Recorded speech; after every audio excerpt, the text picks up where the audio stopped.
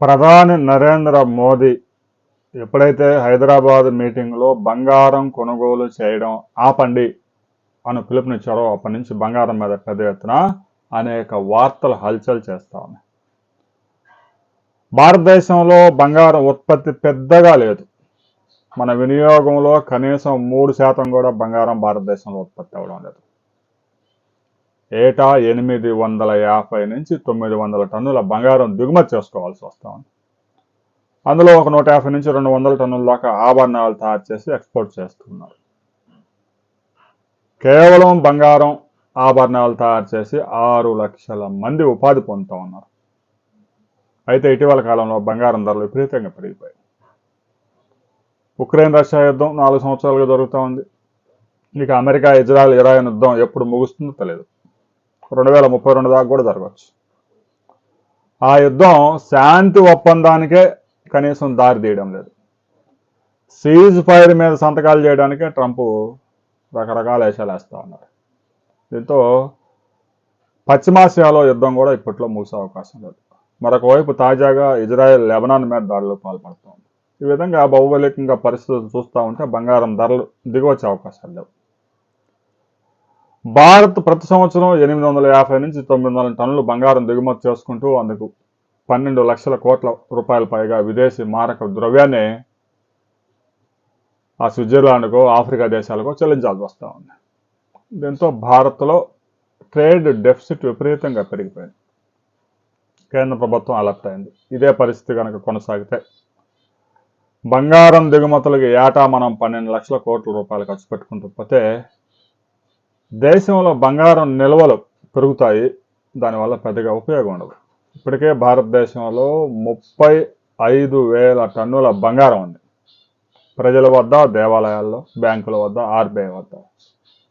అంటే దీని విలువే దాదాపుగా 400 లక్షల కోట్ల రూపాయలు. నిరర్ధక ఆస్తి అంటారు. ఇన్వెస్ట్మెంట్ చేయడానికి ఉపయోగపడదు. ఏదో బ్యాంకులో తాకట్టు పెట్టి లోన్ తెచ్చుకోవడానికి పనికొచ్చింది. కానీ నిరర్ధక ఆస్తి 400 లక్షల కోట్ల రూపాయలు. అంత అమౌంట్ కనుక భారతదేశంలో వివిధ రంగాల్లో కనుక ఇన్వెస్ట్ చేస్తే 12 కోట్ల ఉద్యోగాలు వచ్చే అవకాశం ఉంది. ఇప్పటికే భారత 300 లక్షల కోట్ల రూపాయలు అప్పులు చేసింది కేంద్ర ప్రభుత్వం. ఇక రాష్ట్రాలు అయితే ప్రతి రాష్ట్రం 10 లక్షల కోట్లు తగ్గకుండా అప్పులు చేసి కూర్చున్నాయి. రాష్ట్రాల అప్పులు కూడా కలిపితే 500 లక్షల కోట్ల రూపాయల అప్పులు. ఇంత అప్పులు చేసుకుంటూ ఒకవైపు మరొక వైపు నిరర్ధకంగా పడిపోతున్న బంగారాన్ని జనాల వద్ద లాకర్లలో పెట్టి ఉంచుతా ఉన్నారు. ఇదే పరిస్థితి కొనసాగితే భారత ట్రేడ్ డెఫిసిట్ దారుణంగా పెరిగిపోయే అవకాశం ఉంది. రాబోయే రోజుల్లో చమురు దిగుమతి చేసుకున్నా కూడా యుఎస్ డాలర్లు చెల్లించడానికి డబ్బు లేకుండా పోయే ప్రమాదం ఉంది. దీంతో కేంద్ర నిఘా వర్గాలు ప్రధానికి హెచ్చరికలు ఇచ్చాయి. దీంతో ప్రధానమంత్రి కూడా బంగారం కొనుగోలు చేయొద్దు, చమురు మాత్రం పొదుపు చేయండి, డీజిల్ పెట్రోల్ అని పిలుపునిచ్చారు. ఎందుకంటే డీజిల్ పెట్రోల్ వాడొద్దంటే సాధ్యం కాదు. ఇవాళ డీజిల్ పెట్రోల్ లేనిది బండి నడవదు, కారు నడవదు. అవి నడవకపోతే కార్యాలయానికి వెళ్ళడం కానీ కూలి పని చేసుకోవడానికి వెళ్ళే వ్యక్తి కూడా బండి వేసుకుని వెళ్తున్నారు. కాబట్టి డీజిల్ పెట్రోల్ పొదుపు సాధ్యం కాదు. ఇక బంగారం కొనుగోళ్లు మాత్రం దారుణంగా పడిపోయాయి. ఒకవైపు ధరలు విపరీతంగా పెరిగిపోయి ఉండడం, కేంద్ర ప్రభుత్వం ఒకేసారి 15% ఇంపోర్ట్ ట్యాక్స్ పెంచడం, ఇప్పటికే 3% జిఎస్టీ ఉండడం, ఇక లోకల్గా కార్పొరేషన్లు వేసే ట్యాక్స్ అన్నీ కలిపి 18.5% బంగారం మీద పన్నులు ఉండడంతో కొనుగోలు చేసేవారు పూర్తిగా తగ్గిపోయారు. ప్రతి నెల 75 నుంచి 80 టన్నులు దిగుమతి అవుతూ ఉంటే గడిచిన నెలలో కేవలం 12 టన్నులు మాత్రమే దిగుమతి అయింది. ఇక కేంద్ర ప్రభుత్వం ఒక కీలక పథకాన్ని తెర మీదకు తీసుకురాబోతా ఉంది. ప్రజల వద్ద ఉన్న బంగారాన్ని పెద్ద ఎత్తున రీసైకిల్ చేయాలి. పాత బంగారాన్ని మరలా ఆభరణాలుగా తయారు చేసుకునే విధానాలు చూడండి. లాకర్లలో పెట్టిన బంగారానికి కూడా కేంద్ర ప్రభుత్వం హామీగా ఉండి కనీసం 2 నుంచి 3% వడ్డీ ఇచ్చే కార్యక్రమం కూడా చూద్దాం అనే కార్యక్రమాన్ని కూడా కేంద్ర ప్రభుత్వం, కేంద్ర ఆర్థిక శాఖ కసరత్తు చేస్తా ఉంది. ఇప్పటి వరకు మనం బంగారం బ్యాంకులో పెట్టి అప్పులు తీసుకుంటా ఉండు, మనమే వడ్డీ చెల్లిస్తా ఉన్నాం. ఇక నుంచి మన బంగారం కనుక లాకర్లో పెడితే కేంద్ర ప్రభుత్వమే 2 నుంచి 3% వడ్డీ చెల్లించే అవకాశం ఉంది.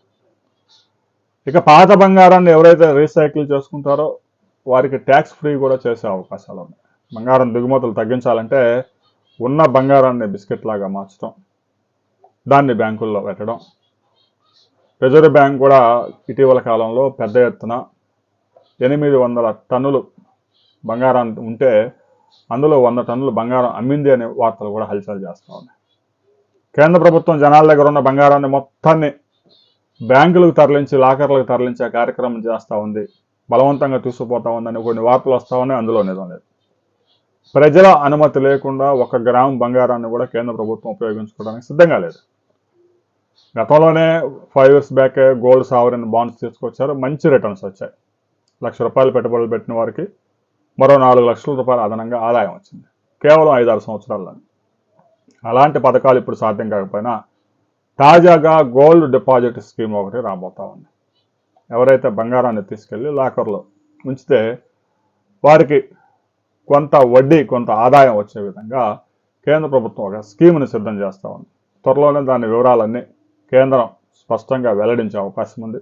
ఆ తర్వాత ఆ స్కీమ్లో ఎలాంటి నిబంధనలు ఉన్నాయి, బంగారాన్ని బ్యాంకులలో పెడితే మనకి ఎంత ఆదాయం వస్తుంది, సపోజ్ ఒక 100 గ్రాముల బంగారాన్ని బ్యాంకులో లాకర్లో పెడితే ప్రతి నెల ఎంత ఆదాయం వస్తుంది అనే వివరాలతో మరో వీడియోలో మనం కలుసుకుందాం.